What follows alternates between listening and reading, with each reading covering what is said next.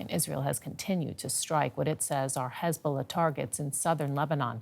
Today saw the funeral of Amal Khalil, a well-known Lebanese journalist covering southern Lebanon, who was killed by an Israeli strike on Wednesday. The Israeli military said that it has not deliberately targeted the journalists and denied reports that it fired on rescuers.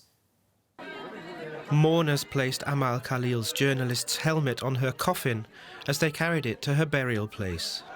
Clearly marked press, it was meant to guarantee her safety as she reported from southern Lebanon. It did not. She was killed by an Israeli strike despite the ceasefire. It's clear that this was a crime committed by the Israeli occupation in cold blood, with premeditation and intent. They wanted to kill Amal.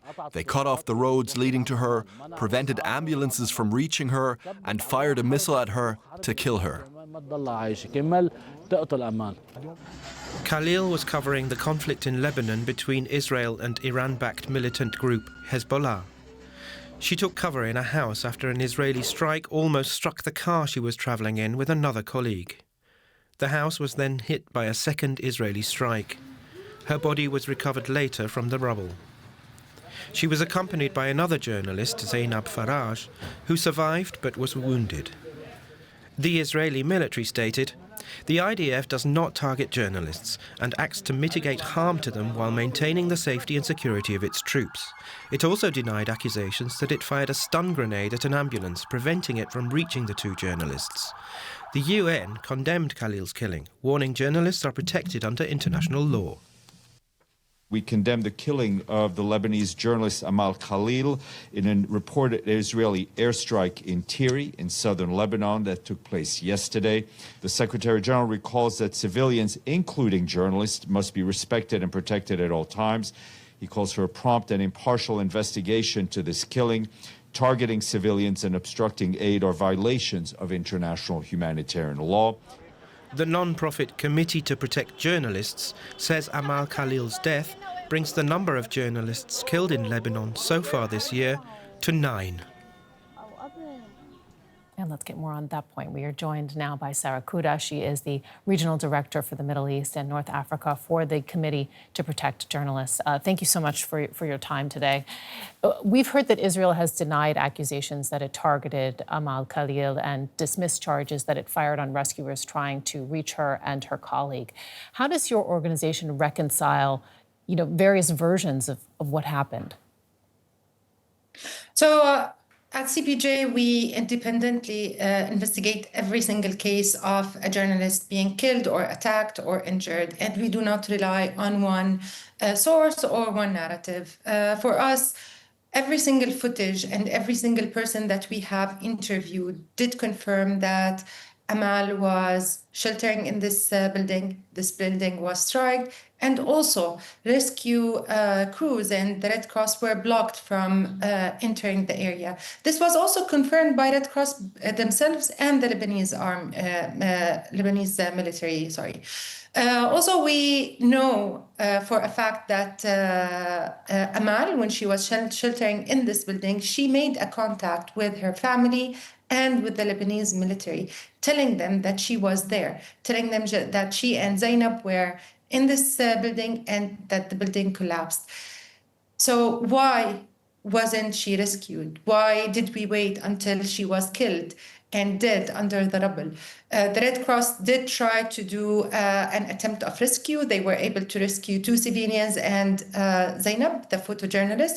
But then when the fire started again on them, they couldn't rescue Amal. They had to leave the area and ask the IDF, the Israeli Defense Forces, to cease fire so they can continue their operations in rescuing her. She was there and she was alive. There was a chance that she could be rescued, and she's still between us today. But that did not happen. And that brings us to a question that the very basic principle of protection was denied.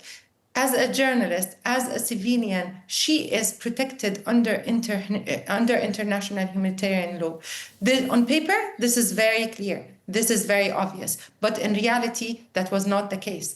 Israel did not abide to the international humanitarian law and denied humanitarian access to rescue Amal.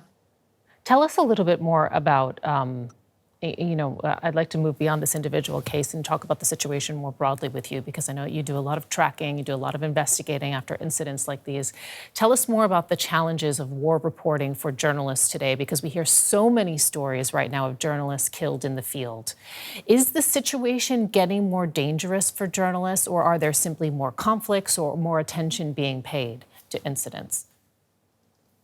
Of course, in our last reports, the present and the killed reports that we issued, we did say that this is now the most dangerous period for journalists in the entire history, modern history. Journalists are being killed in unprecedented scale, and this is something that we have never seen in our history. Whether that was in Gaza since the war started, and then beyond that, outside of the Middle East and North Africa. It did not stop in the MENA region or in Gaza and Lebanon and Iran. It extended to so many other places in the world, such as Mexico and other countries. Also, journalists are being attacked. They are attacked while they are wearing their press vest and live on air. We have seen that in so many places in the world. Recently, during the Iran war, we saw that in Lebanon, where international journalists, while on air, they were struck and they were injured. Others were also obstructed while on air in Israel and in other places in the world. So yes, today it is the most dangerous period for journalists to do their work and for this profession. Can you give us a window into maybe some of the challenges that you personally face when you're doing your work today at the Committee to Protect Journalists? To be honest, one of the most difficult things for us is because of the scale of killings and attacks against the press, it puts a lot of pressure on us. And also because the pattern is becoming obvious with no accountability, it gives us a very small window of any advocacy venues to achieve accountability. Also verifying the information, trying to reach out to the journalists who are under attack. This is also another challenge that we keep facing. We have heard, and I'd like to take it back to the situation in Lebanon, which we initially began to talking about. We've heard there's been an agreement on extending the ceasefire in southern Lebanon, but we've also heard, of course, about the killing of Amal Khalil during this Israeli strike during this supposed ceasefire. In view of the breaches of the ceasefire up until now, how optimistic are you and is your organization that an extension might hold now going forward? We have never been optimistic of any ceasefire, whether that was about the ceasefire in Gaza, where we saw journalists being killed amid the ceasefire, the first and the second ceasefire, and also in Lebanon. So no, we are not optimistic because reality proves wrong. It proves that whether there's a ceasefire or not, journalists are being attacked, and Israel is attacking and killing those journalists. So I would say there's no way to be optimistic when reality is telling you that journalists are still being killed. Sara Qudah from the Committee to Protect Journalists, thank you so much for joining us on the program. We appreciate your time. Thank you.